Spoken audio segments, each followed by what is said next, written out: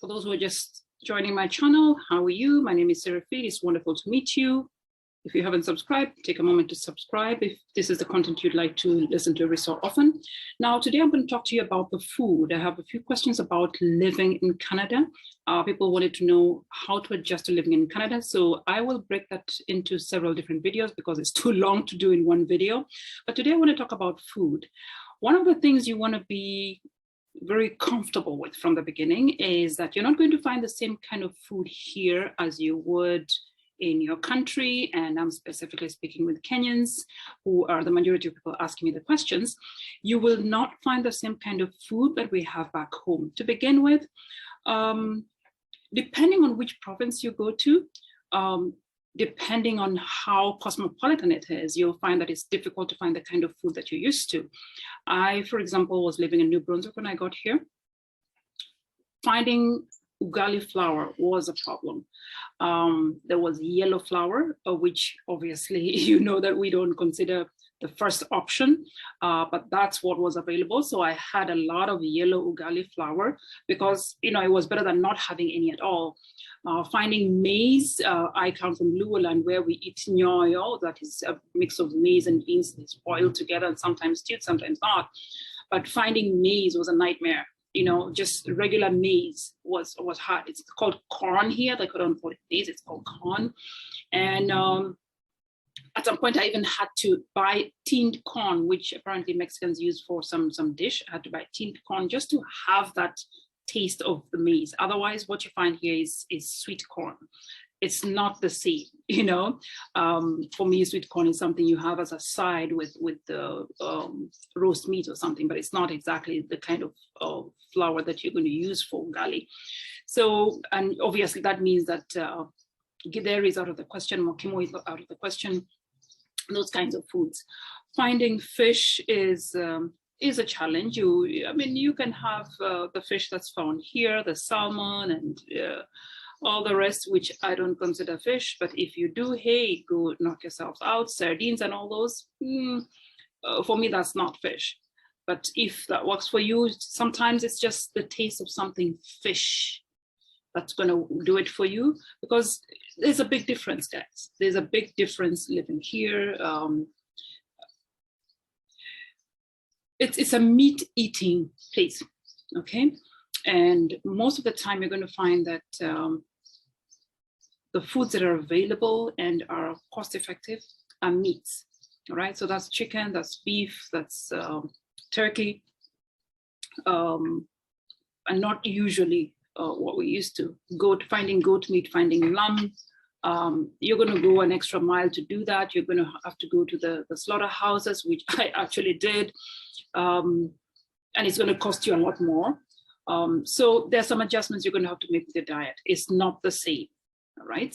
I think one of the things you want to understand is that when you come to live here, especially if you're going to live in those provinces that are away from the more cosmopolitan areas. When I say cosmopolitan areas, I mean British Columbia, Ontario, Toronto, and Ottawa. Okay, so those are the more cosmopolitan areas. The farther out of those areas you go to the other provinces, the less you're going to find a lot of indigenous or African or tribal foods, if I may say that.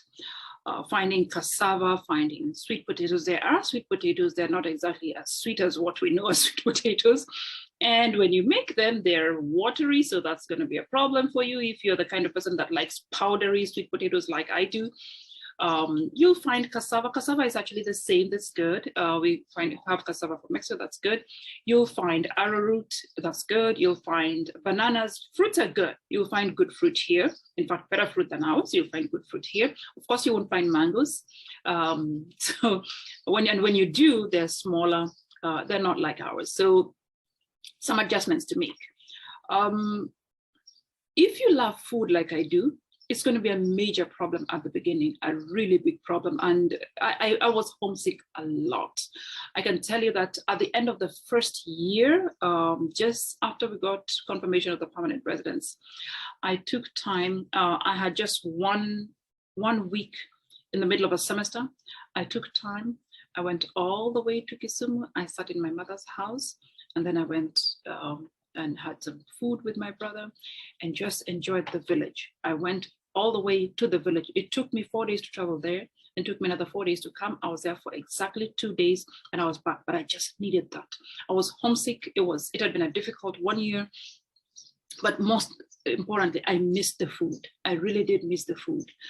You get used to it after some time. And once you see that the goals that you came for start coming into place, it starts to become less important. But I cannot tell you that food is never going to be important. For me, it is very important. I like to eat some kinds of foods. And if I don't, I feel sick, I feel left out, I feel miserable.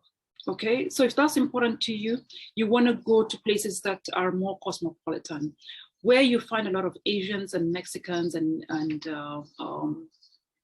Hispanics. You're going to find a lot of the kind of food that you're used to. So now I live in Ottawa, which is in Ontario province. That was New Brunswick. New Brunswick is in the Atlantic region. It's on the remote side, okay? There are not that many Africans that you're going to meet in most places. There are there, but not every other person is. All right, it's remote. So obviously the stores are not going to carry very traditional African food or traditional Asian food. There are stores that carry those foods. They're few and far between. They cater a lot to the Asians and they cater a lot to the Nigerians. Okay, so if you're from East Africa, you find that you're a little bit left out there. Now I live in Ottawa. Ottawa is in Ontario. And there's a lot of Africans here. There's a lot of Asians here. There's a lot of Mexicans here. So I find all kinds of foods that I couldn't find before. And guess what? It's cheaper. It's affordable. Okay. I found that in the other province, in New Brunswick, and I believe that's the case with other provinces where the population is not very cosmopolitan, I found that it was cheaper to buy meat and fish and the salmons and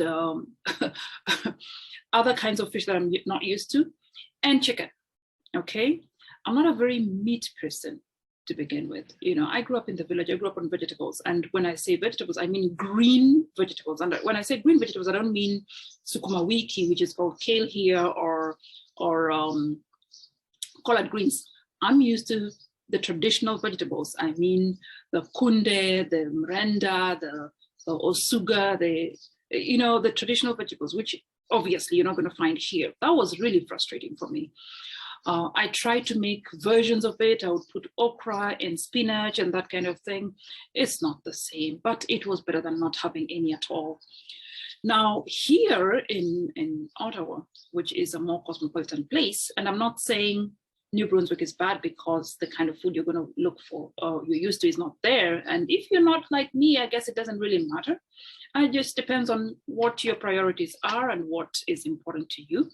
As I said, once you start seeing your goals coming into play, then it doesn't make a difference anymore. But it can be a big deal to begin with, and that's part of the adjustment. To make matters worse, if you're used to having help around, it's an even bigger problem. It's not the kind of food you like, and it's not, you don't have help with it, you're busy. That can be a challenge. So I would say that, look, you have to look at why it is that you live in Kenya, why it is that you live in your country, so that when you find challenges like the kind of food that you used to is not here, then you decide whether or not it's worth it, and you can go over those and put your mind over the matter and live with it. All right. There's a different conversation I want to have about the social setup, about the educational setup. That would be too long to have on this video. But I would say that with the food, you're going to find a challenge, especially if you're coming from Kenya. You're used to good food, you're used to affordable food. That's not the case here. You have to think about your meal. You have to plan it very carefully. It's a different place, okay?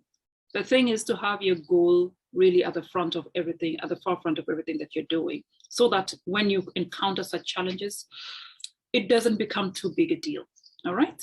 But in another video, I'm also going to talk about the benefits of living here for me, for my kids, for the future. So all of this, please take it into context. I still stayed, I still came, I still stayed.